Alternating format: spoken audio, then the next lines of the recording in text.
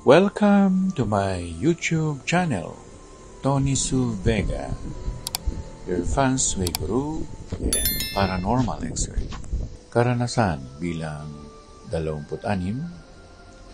Hunyo 5, 2024, araw ng Miyerkules. Ako ay nakipagkita sa isa sa mga kliyente ko. Isang lugar na maaari mong hindi sabihin na nakatuwa ang nasa ating lugar.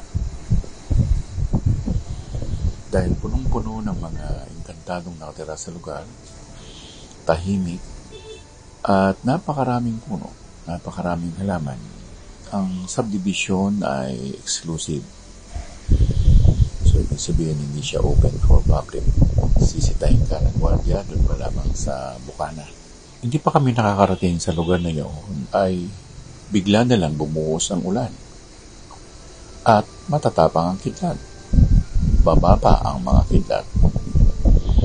Parang nag-uusap, parang nagsasalita. At sabi nga ng mga tao roon, nakakatakot daw yung bagsak ng kidlat. Ako naman, hindi ako nababahala. Yun ang kaparaanan ng Panginoon Diyos na makipag-usap sa mga tao.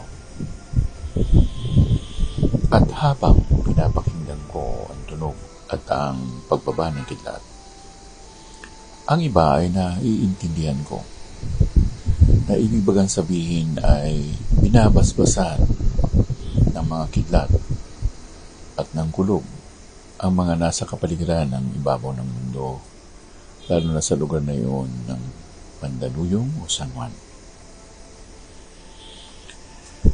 Ano rin ang ibig sabihin nito? Kapag araw ng daga, lalo na ang deity na si Lutong Pin na bantay ng mga daga at baboy, talagang bumababayan sa lupa. At binibiyayaan niya ang lupa, lalo na napakainit ang ating paligid sa Metro Manila, binigyan niya tayo ng ginhawa dahil sa dala ng lamig ng tubig. Minsan, hindi na iuunawaan ng tao na hindi ito cycle. Hindi ito yung paulit-ulit na ulan mamaya, bukas araw, hindi ganun. Lumalabas siya na ganito. Minsan, ang tao ay nakakalimot sa dapat niyang gawin. Ano? Diligan ng mga halaman. Diligan ng mga puno. E paano yung mga lupa na hindi bahagi ng yung lupa? Hindi na patidiligan yan. So, kailangan natin ng coolant. Ang coolant na yan, ang gumagawa niyan ay ang mga dragon. Ang mga dragon ay bahagi ng tubig at katubigan.